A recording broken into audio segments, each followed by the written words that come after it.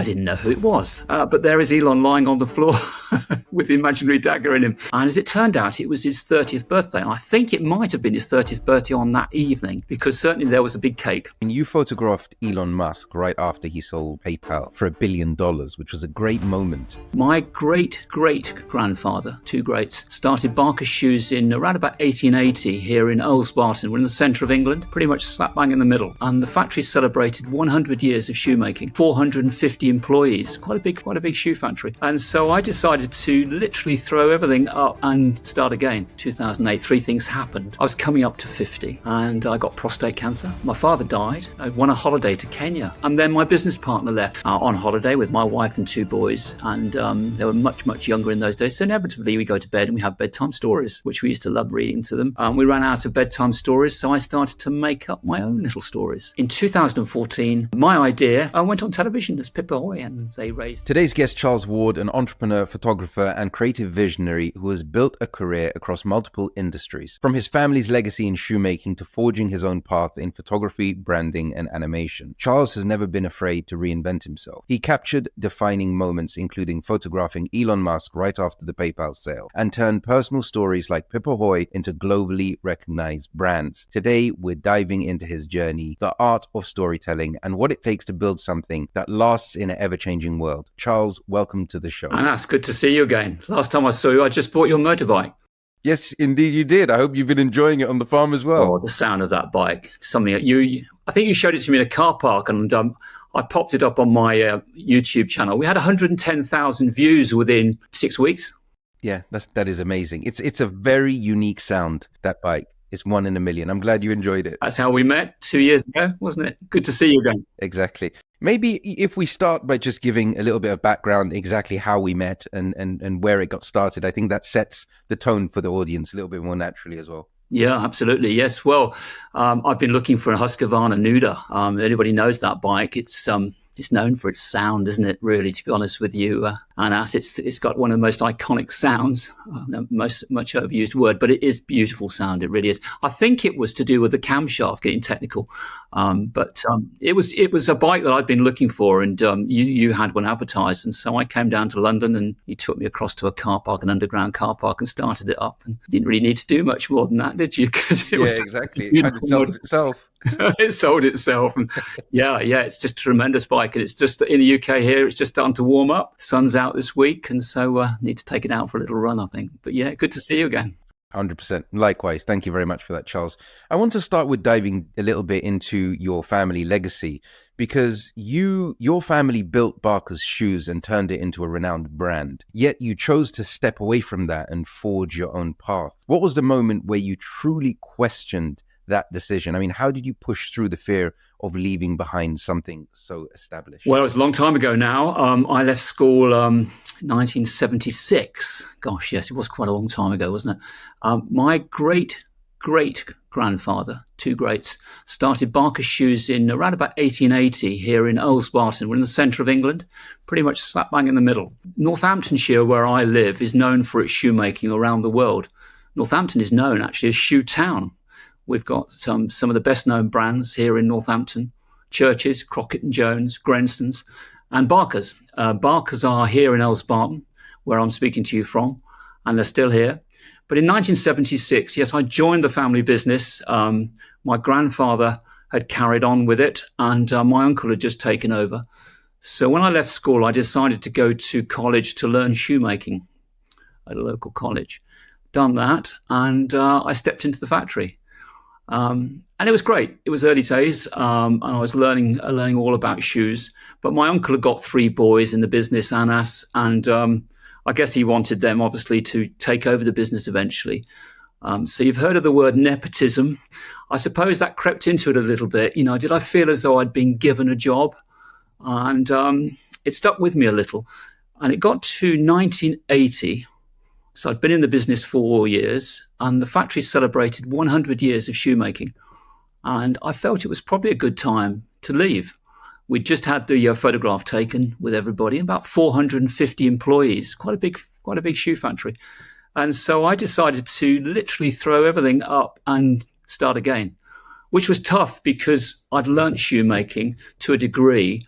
Although I think because I'm a creative sort of person, I was kind of hoping I'd go into shoe design, and that opportunity never really opened up. So I just thought I'll have a complete change in 1980. And what do I love? Well, I actually quite like cars. So I went in selling cars for a while. And actually, that was quite a good thing to do because I've always enjoyed talking to people, interacting with people, and I feel as though I can sell quite well. So I sold cars for a while, but the creative itch was still there.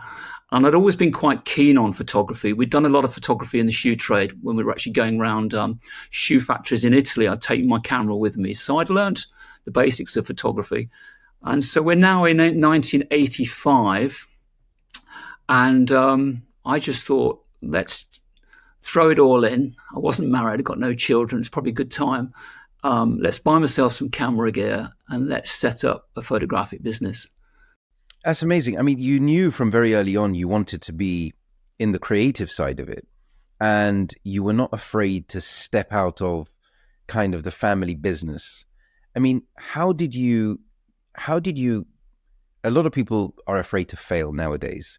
And I guess that leads me on to the question, how did you get the courage to actually step out into this new environment or new opportunity where there was no guarantee of success and take that first step forward? Yes, you're absolutely right. It was a bit of a risk thinking about, but I was younger, a lot younger. And people say to me, what was it like starting a business in England in 1985? And I say, well, I can sum it up in 3 words. It was big hair, big mobiles, big budgets. And it was an interesting time. You know, mobile phones were just starting to come in, and advertising agencies were springing up. Nobody asked Anas in those days really for a quote. They just wanted the job done. And I was quite lucky because shortly after I started in business, a colleague of mine started an advertising agency up in the local town. And he said to me, I hear you're going to be a commercial photographer, business to business, which is what I wanted to do. And he said, how do you fancy doing some food photography with me? And I just said, yeah, it's absolutely fine, having never photographed any food before. I'm self-taught. I'm absolutely self-taught. You know, I didn't go to college to learn photography. I went and bought a medium format camera with film, obviously, in those days. Bought some rolls of film, probably loaded the first film backwards. You never do it again because it costs you money. And I set up a little studio in my father's barn where I'm speaking to you from here today, upstairs. I have a studio down in the barn. And he said to me, what are you up to? And I said, because father was a farmer and he's still got this farm. I said, what are you up to? And I said, I'm just taking some pictures of some food. And he said, how long are you going to be? I said, about 6 weeks. So 40 years later, I'm still The story began. And I started, we would go all around London where you're speaking to, and we could shoot 4, 5, 6 restaurants a day with a journalist doing the words. I'd do the pictures. We'd travel all over town. And bearing in mind, I'm shooting on film. I'm having to use Polaroids to proof the picture. And I've got wired flash in busy kitchens. I wasn't the most popular person with busy chefs, as you can imagine. No, of course not. So we just travel all over London. You know, it'd be difficult to photograph one restaurant these days and get around, but that's what we did. We shot all over London, and I built up quite a business with this advertising agency, and that started me off. And then, of course, the opportunity to photograph shoes came along. And I still photograph shoes to this day. I've just finished some shoes downstairs for Trickers. So, yeah, that was an interesting time, you know. And I've never really looked back. I've loved every minute. No, that's not right. You always have your down days, but it's been great business. I've loved it. It's been a real variety of work. What are some of the companies that you've worked with, from the smaller ones to the early days till now, you know, to today's current climate? Well, a real variety, but I suppose the big break that we had was, we shoot forward to now 1996. Started in 85. We're now at 1996, where I've got probably 6 employees, and the studio downstairs in the barn is all been decked out now with flash lighting, and we've put a kitchen in so that we've got the kitchen in the right place for the food photography and the stylist to work to. And we'd heard about digital photography.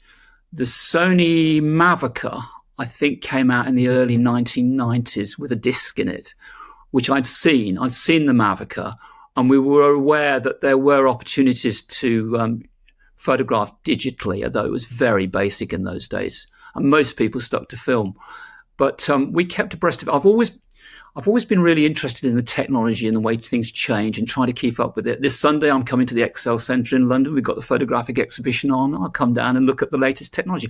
So we heard about this digital camera, which was being distributed by a company in Canary Wharf. So there you are. I'm going back to the Excel Centre in Canary Wharf. And it was called the Leaf DCB. And it was using a digital chip, I think, from memory, it was 4 megapixels. Black and white chip with a coloured wheel on the front, which rotated 3 times, red, green, blue. And it took 11 seconds to capture. So we went for a demonstration at Silicon Imaging in Canary Wharf, and we saw this camera, which was enormous, huge, probably 18 inches square, the DCB. And Mark Middlebrook showed it to us, and he said, yeah, if you're looking to get into digital, and it was a lot of money, huge amount of money. But I borrowed the money from my father on the basis I'd pay him back every month. We bought the camera, and Mark delivered it to us the next week. And we did smile when he turned up in his Ferrari. He was doing well. He was doing well. And so we installed the DCB camera in the studio. And I thought to myself, Dr. Martens are just down the road. Now, most people who are listening to this broadcast will have heard of Dr. Martens. They're a well-known worldwide brand. And they started just down the road from here in Wollaston, a little village, in 1960. And the Griggs family saw this patent that hadn't been used for years and years and years by Dr. Mertin and Herr Funk. I think they were Austrian. I may be mistaken, but I'm pretty sure they were Austrian. And they'd come up with a patented bouncing sole, insulated sole, and never done anything with it. And the Griggs family, much like many of the shoe factories here in Northamptonshire, were making army boots during the war. They'd come out of the war and gone back into shoemaking, but weren't doing great, wasn't doing fantastic business. And so they just thought to themselves, let's have a look at this patent. And they took on the Dr. Martens worldwide patent.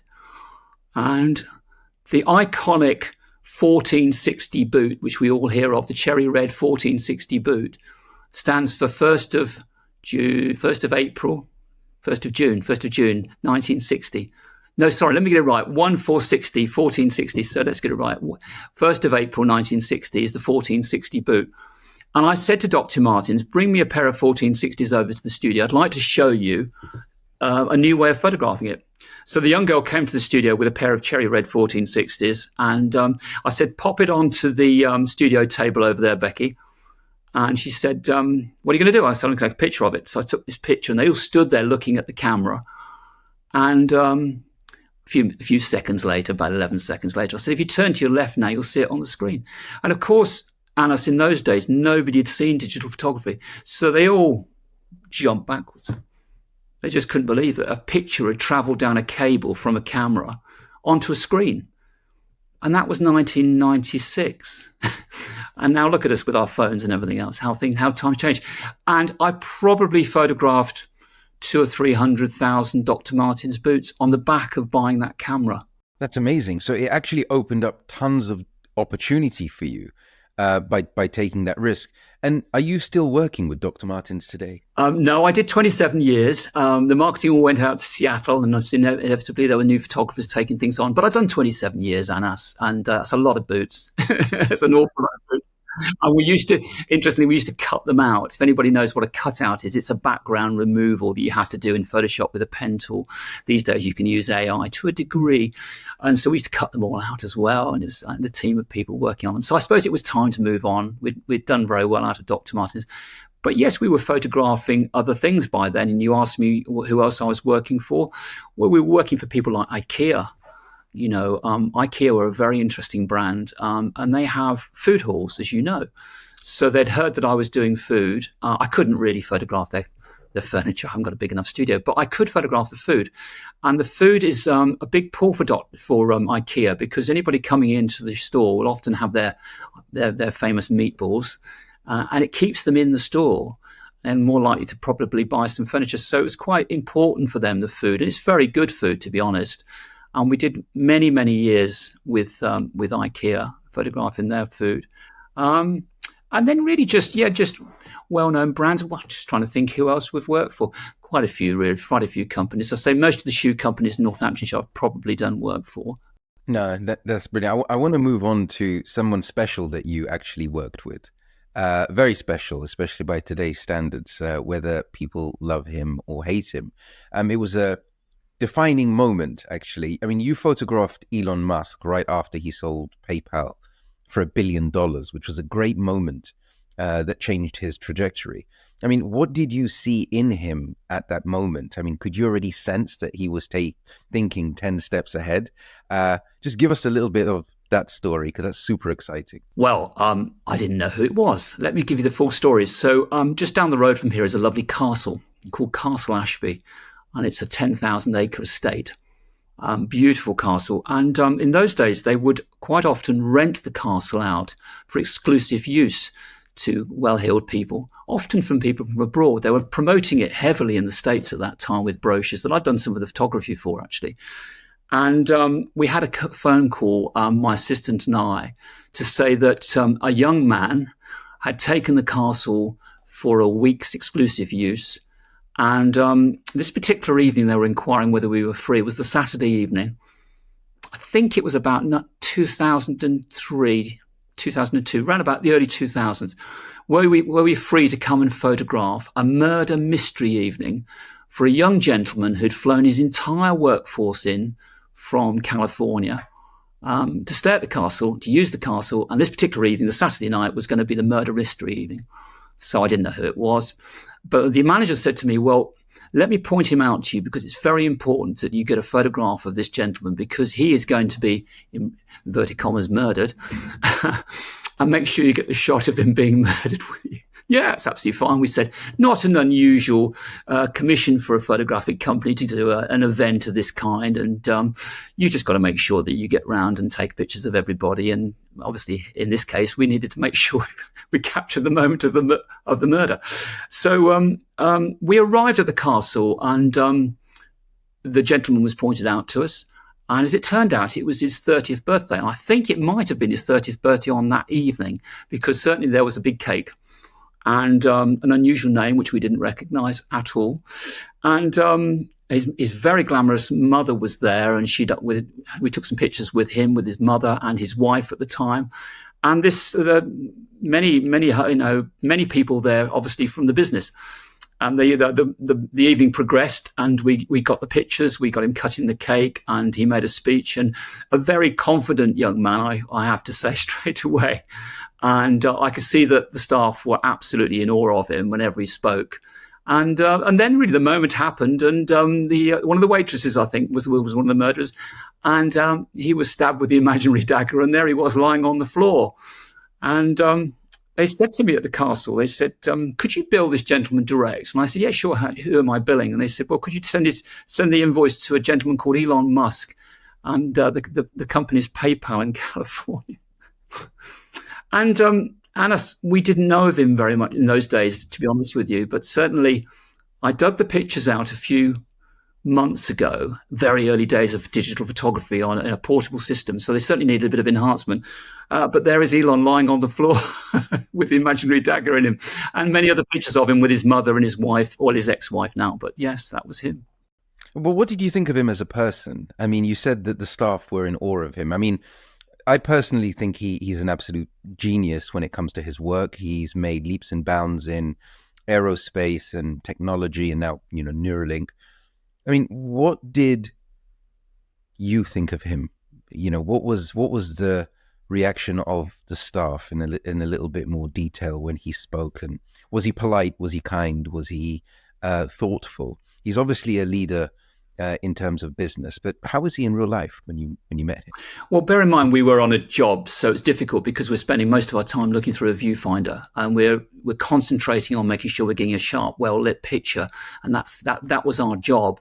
And also bear in mind at the time I didn't know who he was, but from memory, and it was a few years ago now, he was very polite, he was charming, and he was funny, and he just commanded the attention of everybody because whenever he spoke, I would look at the tables and they were obviously all glued to what he was saying. They were listening intently to what he was saying.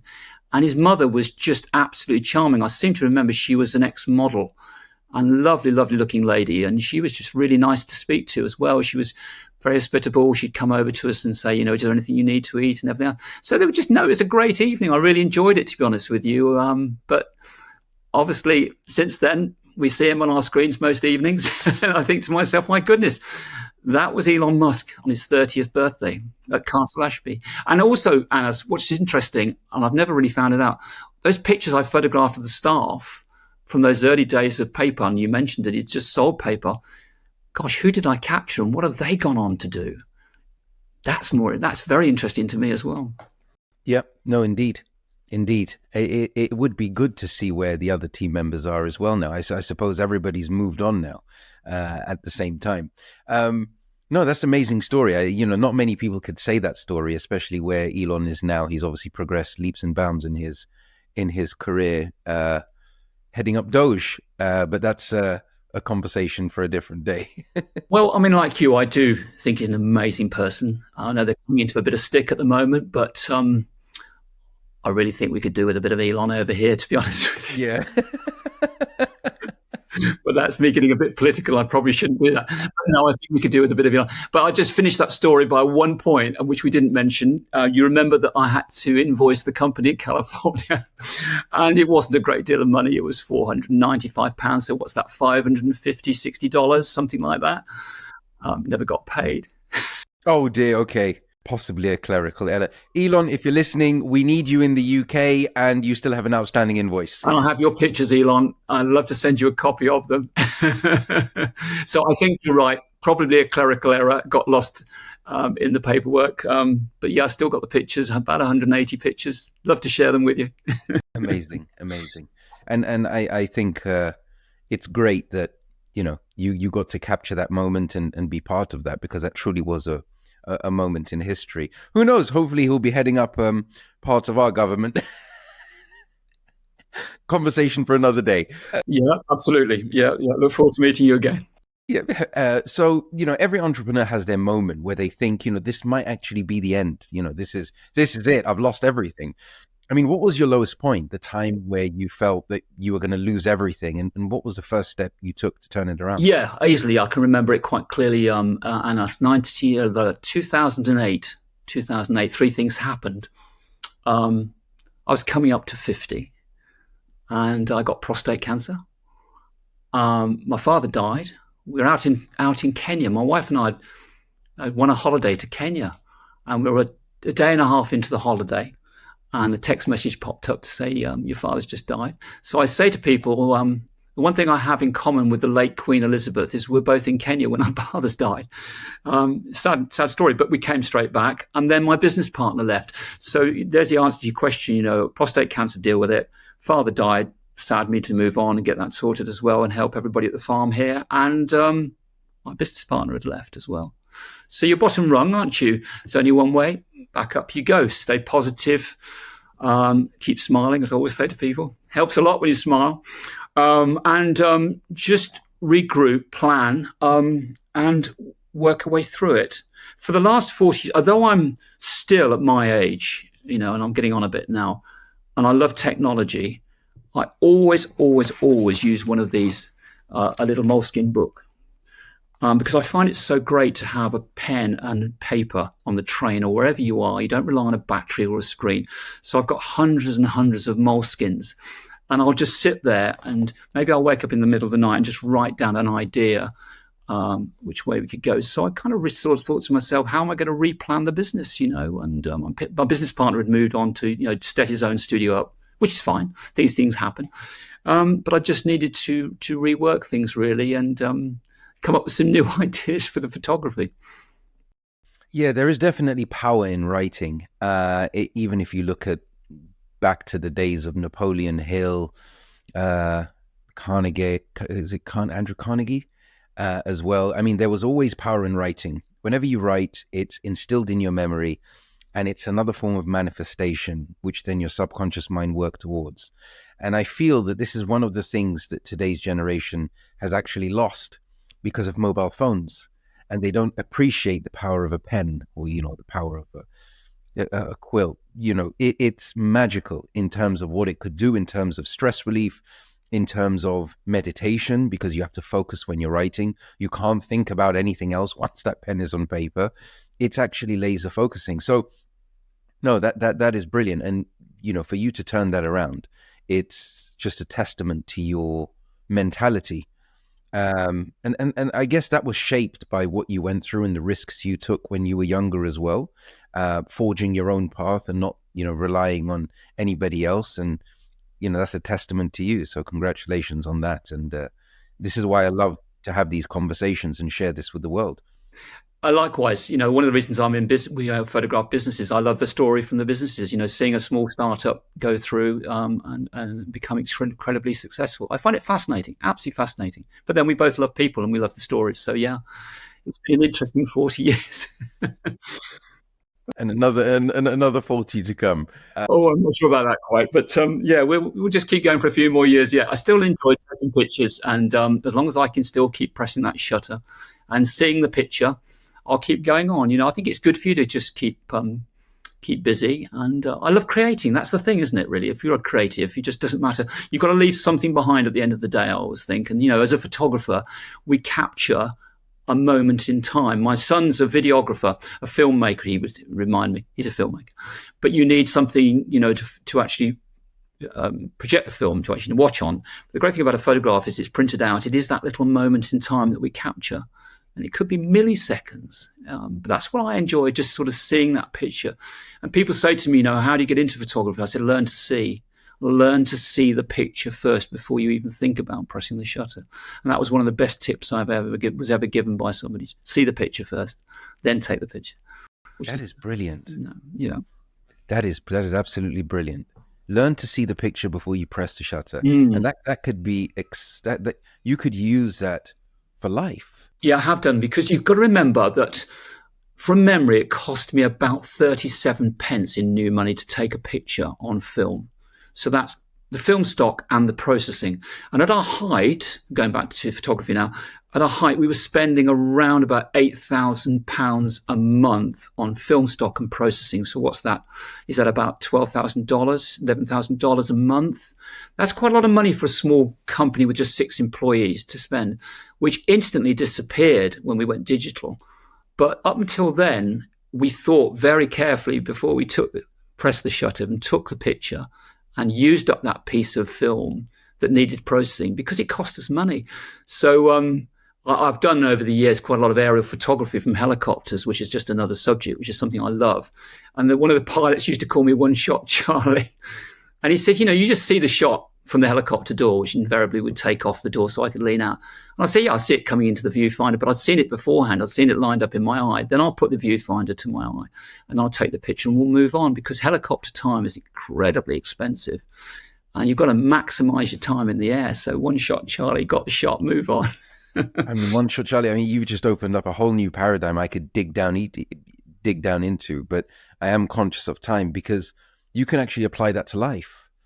People have to, when you manifest, you actually see where you want to go and you work towards that direction. And that's exactly what you've done with your creative work.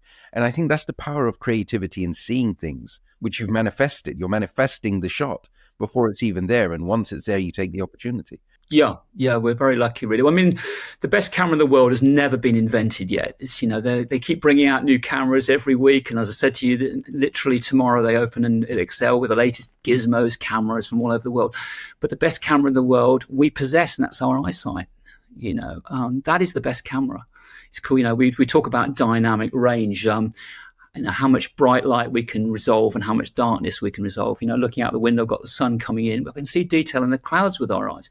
Point a digital camera at those clouds, they'll just be white at the moment. because it can't quite handle that contrast. It can't quite handle that scene. So our eyes are very precious, and we need to look after them. And yet people miss these opportunities every single moment by staring down into their mobile phones in today's world and not appreciating the memories they're going to have or the details they could see with those eyes just because they're living through that digital, mobile phone. It's a blessing and a curse at the same time. Can be, can't it? I used to do a lot of running, and when we were out running around the beautiful fields of Northamptonshire, I'd say to my little running group, stop. Probably be a lovely frosty morning, and there was all the mist in the valley, and I've probably got a picture in my mind, but I'd just say stop and just take in that view, guys, for that moment, because today is a good day, and let's just stop and view it before we carry on running. And then we carry on running and chatting and everything else. But sometimes you just need to pause and slow down. And that's one of the things you learn when you have an illness. I've had two fairly major illnesses in my life, unfortunately, but we get through them. I've had prostate cancer, and I've got something called a cavernoma now, which is a brain problem. And it does teach you to slow down and appreciate and not stress out, not worry too much about the traffic in front of you, and just appreciate the day. And you'll find that most people who've had serious illnesses will tell you the same thing. Yeah, no, that is definitely a piece of advice that will be useful to our audience, because I feel that everyone's living in a rat race. People are suffering from the highest levels of, depression, mental illnesses, and physical illnesses as well, just because of the food. Everything's processed now. I mean, when you were younger, almost nothing was processed. It was single ingredient foods you were eating. Absolutely. Yeah. So no, definitely. And that's commendable, what you've actually gone through and the mindset that you've come out with. So thank you. Kudos to you there, 100%. I would like to move on to Pip Ahoy. It started as bedtime stories for your kids, and it became a globally aired TV show. So what was the hardest part of taking something so personal and turning it into something commercial without actually losing the heart? Well, there's a story. Could almost do a whole podcast on Pip, but that would be the next one, actually. We need to go into a bit more detail. But let's take you through to when my two boys now are quite grown up. One is coming up to 36, and the other one's 33. So probably about 27, 28 years ago, we were in Salcombe in South Devon in England. On holiday with my wife and two boys, and they were much, much younger in those days. So inevitably we go to bed and we have bedtime stories, which we used to love reading to them. We ran out of bedtime stories, so I started to make up my own little stories called Salcombe Salties, which was all about little sea creatures that ran the harbour. So you've got a harbour master as a lobster, and a crab as a fisherman, and a prawn as one of the holiday makers. And of course, being somebody that wrote everything down in little books, I wrote down the Salties stories in a little red book. And my wife helped me with some of the stories. And of course, the next night, the boys said, can we have some more Salted stories, please? So I had to keep making up stories. And jump forward probably about 8 years. And we're back in Salcombe. But this time we're on our own, because the boys have started to grow up and probably staying at home now on their own. And we're staying in a tent. And I woke up in the morning, got a wet back because it'd been raining at night. And I said to my wife, I'm fed up with this, staying in this tent. I'm getting too old for this. I'd love to buy a house down here in Devon. And she said, well, I'm not sure how we're going to do this out of a photographer's salary, but do you remember that little red book with the Salted stories in? I said, yeah. She said, I bought it with me. I thought you could carry on. I said, well, that's a good idea. Let's do that. And the thing about me, Anas, is if I want to do something and feel there's a possibility of succeeding with something, I'll go for it, all guns blazing. And I carried on writing in this little red book. But when I got back to Northamptonshire from the holiday, I met up with a friend of mine who's a finished artist and illustrator called Phil Garner. And I said to Phil, here's a little idea I've got called the Salcombe Salties. Would you like to help me draw them up now to finished artwork and create a world called Salty Town? And he said, yeah, absolutely. So I said, well, it's going to take quite a bit of work. Let's meet every Wednesday. I'll buy you lunch. But I can either pay you an hourly rate, or I can give you 50% of anything we make out of it. And as it turned out, he correctly said, I'll take the hourly rate, please. And so I would just pay him to help me work. I could come up with the idea of the sea creatures in the world myself and draw them out, but I just wanted them finished off to a slightly higher degree. So we produced all this artwork over the next 12 months. And there was a lot of it, and it cost me quite a lot of money. But of course, I'd taken a bit of time out from the photographic business to do this. And It got to 2007, I think it was. And I'd heard of brand licensing in London. It's a show called BLE, Brand Licensing Europe, where anybody that's got a brand, and it could be somebody like JCB with the diggers. And obviously, they're known for their diggers, but you can buy luncheon boxes with JCB on, or children's romper suits with JCB on. So that's just another way of brand licensing. And of course, I think from memory, one of the first films to brand license was Star Wars, who brought out the figures from the film. So that was licensing. And so I learned all about licensing, really. And of course, one of the most successful ones here in the UK is Doctor Who. It's licensed all over the world. So I decided to take the Soltis to Brand Licensing Europe and have an exhibition stand. Go in all guns blazing, Charlie. Don't just go up there and make a few inquiries. Let's take an exhibition stand. Do it right. Exactly. Let's do it right. Let's have all the graphics, and let's have the sand on the beach, and let's have palm trees, and let's dress up. And it cost me an absolute ball. And brand licensing from memory was 2 days, fairly intense days. And you got buyers from, all the big companies coming around, and the Marks and Spencers coming around to look for, children's brands on duvet covers or something. So they saw the Soldiers and thought, well, that would make a fantastic duvet cover. We'll license it from Charlie. Well, and the first thing they'd ask you is what channel's it on, which, of course, in those days was terrestrial TV.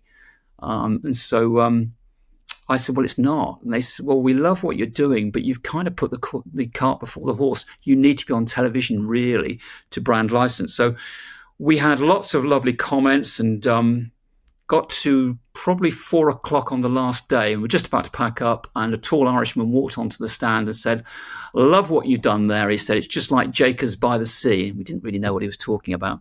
But his name was Francis, and he and his wife had created a little animation in Ireland called Jacobs Piggly-Winks. And he just very kindly said to me, if you need any advice, I've written a book, and I'm happy to meet you when I come back to London. And I need to speed this up because I could talk about this for ages. But I met Francis back in London. He gave me a lot of advice. We met a company called Cosgrove Hall. And if you haven't heard of Cosgrove Hall, do look them up, because they created Danger Mouse.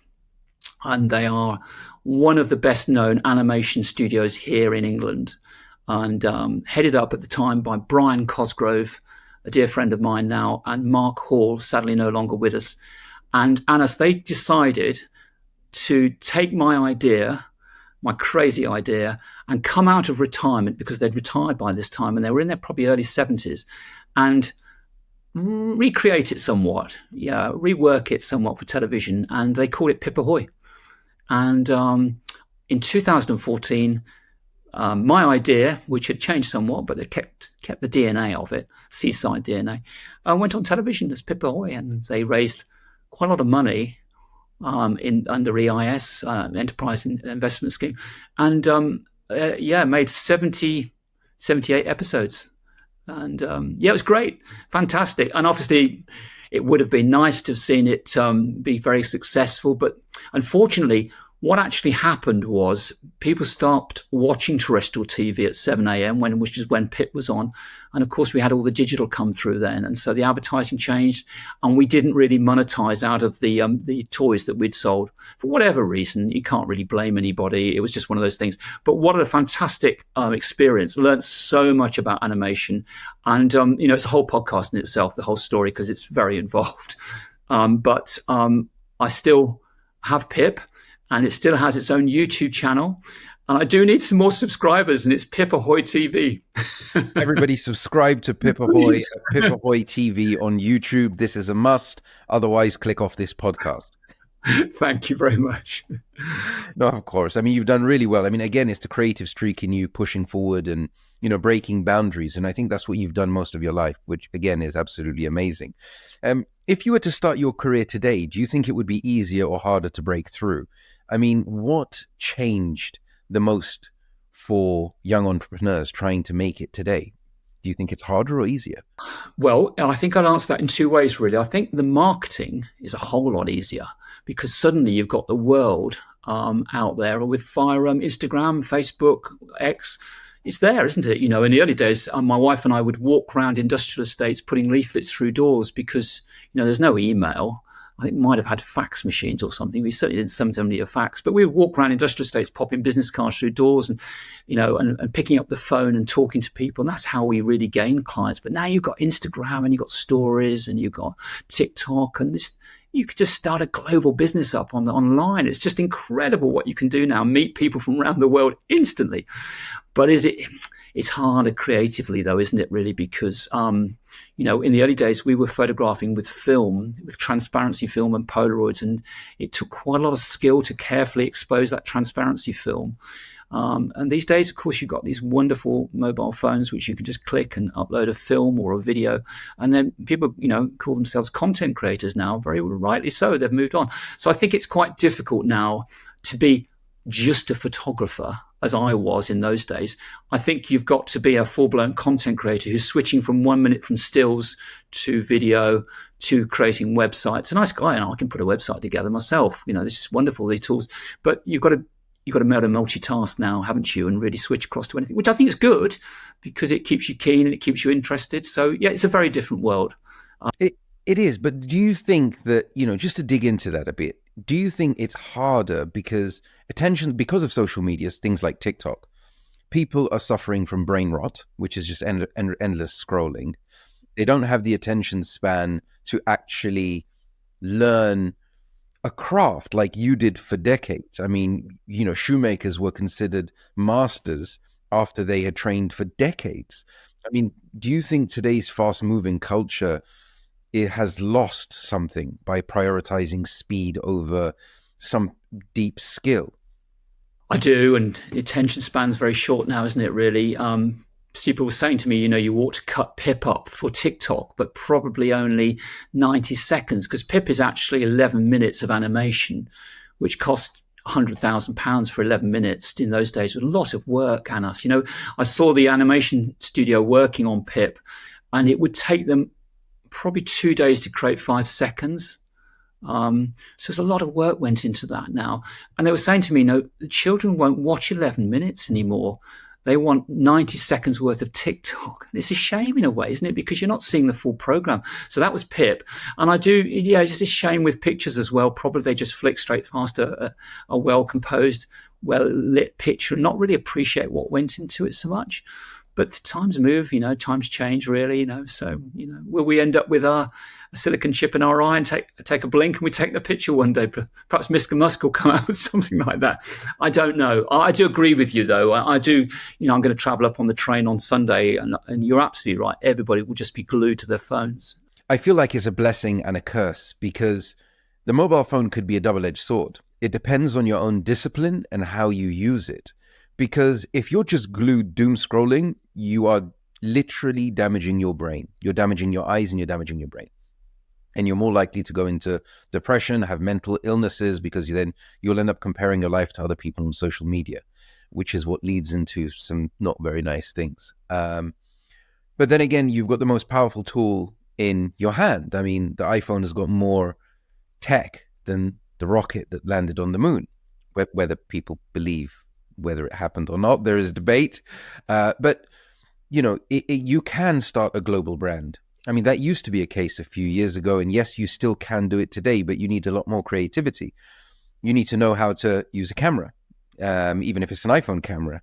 You need to know about angles. You need to know about lighting, about sound, about attention, something that keeps attention. You need to learn about hook, story, offer, call to actions. It's a craft in itself. So majority of the people going into social media saying, oh my God, I've posted a story, I've got 3 views and nobody's watched it, it's because the video's crap. They need to understand that what they're doing is not the way and they need to grow. But, you've seen photography evolve from film to digital. And now we have AI tools that could generate images in seconds.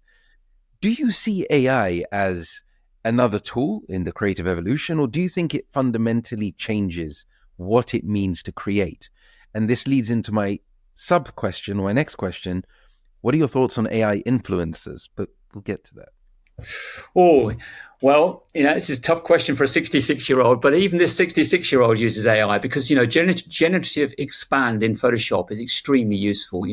Client gives you a landscape picture and wants a portrait out of it. Do I use AI for that? Of course I do. It's so quick and easy to generate that portrait shot. And the quality is amazing, how it learns the background and drops it in. So that's where I tend to use AI mostly, is generative expand in Photoshop. I've seen, obviously, text to picture, create me a beef burger on a plate with lettuce in the background. You type it in and it creates it. Does it do it really well? Depends. Not really, to be honest with you. And the majority of my clients have got their own product anyway that needs to be photographed for real. And you can't use AI because you'd have all the legal department after you anyway. So we're fairly protected there. And shoes, obviously, same thing. So yeah, it depends how it's used. Unfortunately, people are having to change. A friend of mine is a beauty retoucher, or was a beauty retoucher for a very well-known brand. Well, I won't mention, but they're one of the top cosmetic brands here in the UK. And he's been a beauty retoucher there for 10 years.